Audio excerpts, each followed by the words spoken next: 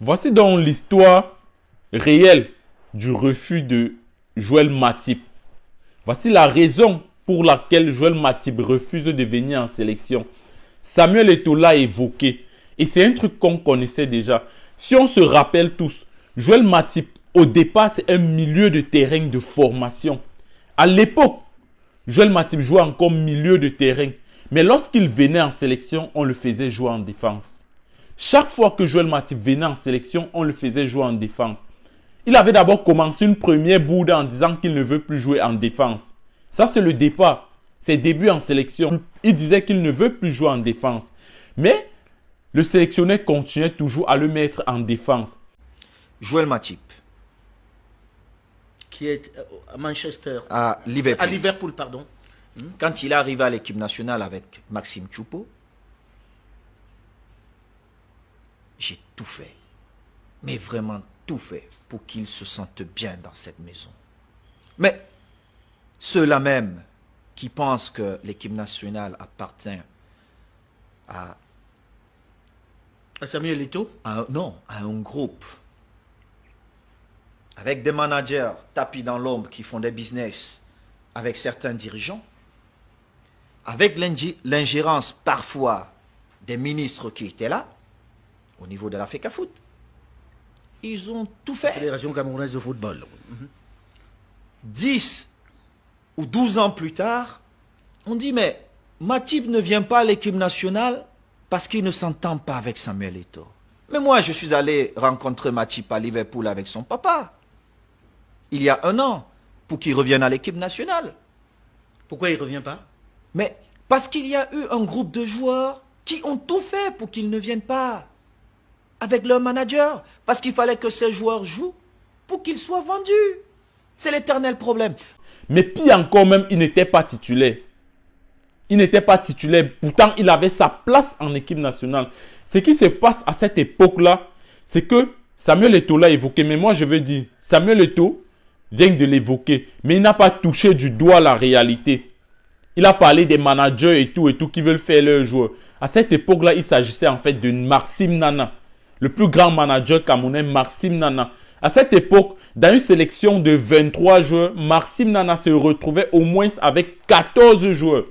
14 joueurs qu'il imposait aux sélectionneurs. On se rappelle encore du passage de Denis Lavagne en sélection. Le passage de Denis Lavagne n'a pas duré parce qu'il était influencé par Maxime Nana.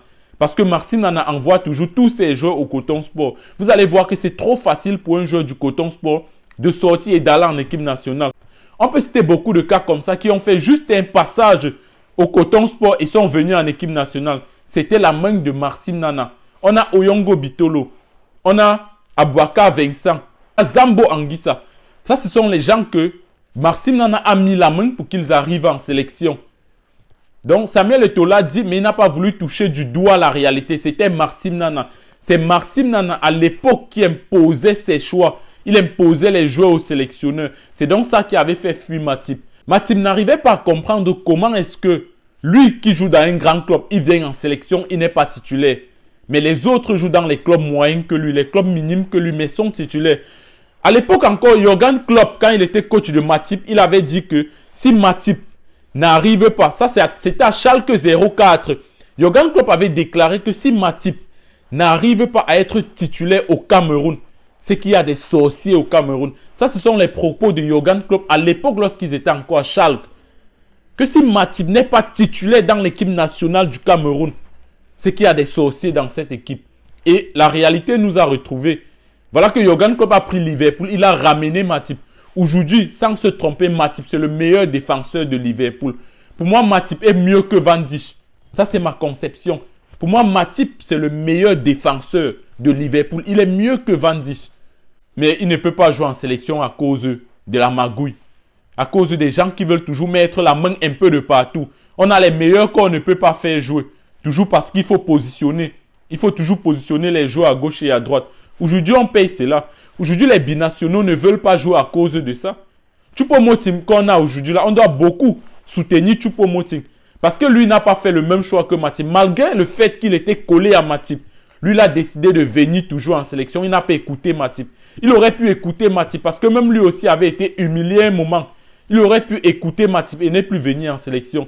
Mais Choupo-Moting ne l'a pas fait, il est toujours là.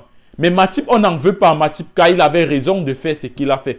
Aujourd'hui, il est question de rectifier le tir. Samuel Eto'o qui est à la tête de la FECAFOOT aujourd'hui doit rectifier le tir. On ne doit plus avoir ça. Ceux qui méritent doivent jouer. On joue avec les plus méritants. C'est impossible qu'on trouve par exemple quelqu'un qui joue, je dis n'importe quoi, au Real de Madrid. Mais vient en sélection, on n'arrive pas à jouer. Parce qu'on va mettre les gens qui jouent là-bas en Croatie. On va mettre les gens qui jouent au Danemark au stade. Non, ça doit s'arrêter.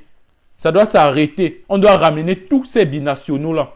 On doit les ramener. Le football camerounais doit changer.